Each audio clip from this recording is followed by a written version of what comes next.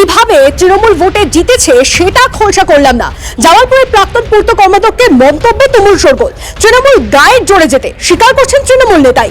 একযোগে শাসক দলকে নিশানা বিজেপি সিপিএম এর। ঠান্ডা ঘরে বসে ভিত্তিহীন অভিযোগ, পাল্টা আক্রমণ তৃণমূলের। জামালপুরে যারা রাজনীতি করেছে, জীবন বাজি দিয়ে রিস্ক নিয়ে যারা রাজনীতি করেছে, তারা জামালপুরে কোনো অঞ্চলেই জামালপুরে তার নেতৃত্ব নেই। আজকে যারা জামালপুরের নেতৃত্ব আছে, সেই নেতৃত্বকে যদি ভোট দেওয়া হয়, যদি নিরপেক্ষ ভোট হয়, জামালপুরের নির্বাচনে জেতা অসম্ভব। কিন্তু জিতছে কিভাবে আপনারা জানেন না। জিতছে হয় সেই ব্যাপারটা আমি এখানে বিস্তারিত বলছি না। যদি সঠিক প্রশাসনে ভোট হয়, আজকে কিন্তু জামালপুরে আমাদের যে তৃণমূলের যেটা পক্ষে খুবই অসম্ভব আছে। শুধুমাত্র ভোট লুট করে যে তারা এখনো সরকারের টিকে আছে, তারা খুদ এখন তৃণমূলের লোকরা স্বীকার করে নিচ্ছে।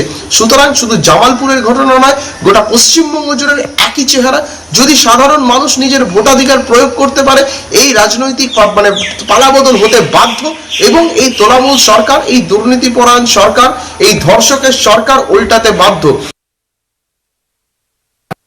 তারা তো ঠিক কথাই বলেছেন। এই কথাই তো আমরা এতদিন বলে আসছিলাম যে প্রকৃত ভোট হলে তৃণমূল জিততে পারবে না।